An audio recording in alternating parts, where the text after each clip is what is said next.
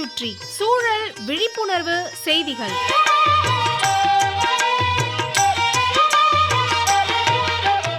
அன்புள்ளம் கொண்ட பத்மவாசன் ஐயா அவர்களுக்கு உங்கள் மாணிக்கம் எழுதும் மடல்.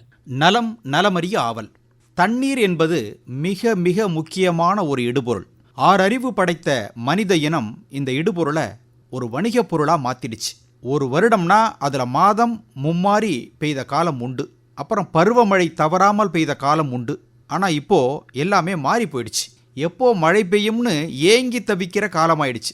எதையும் அளவறிந்து பயன்படுத்தி இருந்தா எந்த சிரமமும் ஏற்பட்டிருக்காது. பொதுக்குழாயில் தண்ணீர் பிடித்த பொழுது செலவு செய்த தண்ணீரின் அளவு வீட்டு குழாய்க்கு வந்தவுடன் அதற்கான விரயம் சுமார் 5 மடங்காயிடுச்சு. நியாயமா? அதாவது அன்று முகம் கழுவ 2 கையளவு நீர் போதுமானதா இருந்துச்சு. இன்னைக்கு 2 லிட்டர் குழா திறந்து முகம் கழுவுற வரை மூடுறது இல்லையே. பத்மவாசன் ஐயா, இது ஒரு உதாரணம் தான். இது போல ஒவ்வொரு செயலுக்கும் நாம எவ்வளவு தண்ணீர் பயன்படுத்துறோம் அல்லது செலவழிக்கிறோங்கிறத நாம தான் அளவிடணும். இப்போ நிறைய தகவல் தொழில்நுட்ப நிறுவனங்கள் வந்துருச்சு. ஒரு கம்பெனியில 10,000 பேர் வேலை செய்வதா வச்சுக்கிட்டா அவங்க எல்லாரும் ஒரு நாளைக்கு கழிவறையில மட்டும் சுமார் 4 லட்சம் லிட்டர் தண்ணீரை பயன்படுத்துகிறாங்க அல்லது விரயம் செய்கிறாங்க. பல வெளிநாட்டு நிறுவனங்கள் நம்ம நாட்டுக்கு வந்து அவர்களது தொழிலை நடத்துகிறாங்க. மிக முக்கிய காரணம் தண்ணீர் தான். நமக்கு நிறைய வேலை வாய்ப்புகள் கிடைக்குது, அந்நிய செலாவணி கிடைக்குது, எல்லாம் வாஸ்தவம்தான். ஆனால் வெளிநாட்டில் இருப்பவருக்காக இங்கே நம்ம நாட்டின் இயற்கை வளங்களை நாம் இழக்கிறோம். சரி, எதையாவது ஒன்றை இழந்தாதான் ஒன்று கிடைக்கும். தண்ணீர் என்பது ஒரு எடுத்துக்காட்டு.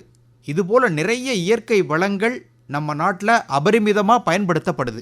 அளவுக்கு அதிகமாக உபயோகிக்கப்படுவதால் தான் இயற்கையில் சமன்பாடு இல்லாமல் போயிடுச்சு. அதனால தான் நிறைய நோய் நொடிகள் வருது.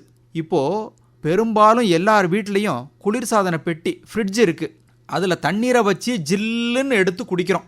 அந்த காலத்தில் மண்பானை இருக்கும், அதில் தண்ணி ஊற்றி வச்சு வெட்டிவேர் போட்டு அருமையான மனம் கமழும் தண்ணீரை குடித்தோம்.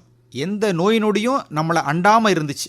ஃப்ரிட்ஜில் தண்ணி வச்சு குடிக்க ஆரம்பித்தோம், எல்லாம் நம்மளை தேடி வருது.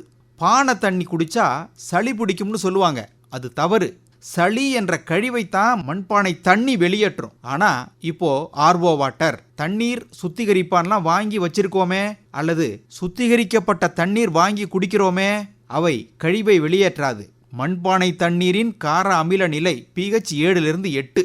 இயல்பா ரத்தத்தின் pH அளவு 7.4. பத்மவாசன் ஐயா, சாதாரணமாக pH 7க்கு கீழ் இருந்தால் அது அமிலத்தன்மை, pH 7க்கு மேல் இருந்தால் அது காரத்தன்மை. நாம் குடிக்கும் குளிர்பானங்கள் பெரும்பாலானவை அமிலத்தன்மை உடையவை.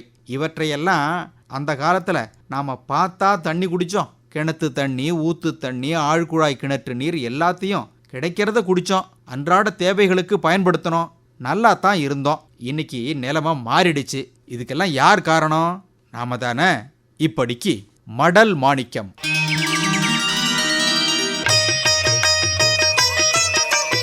நம்மை சுற்றி சூழல் விழிப்புணர்வு செய்திகள் கேட்டீர்கள்.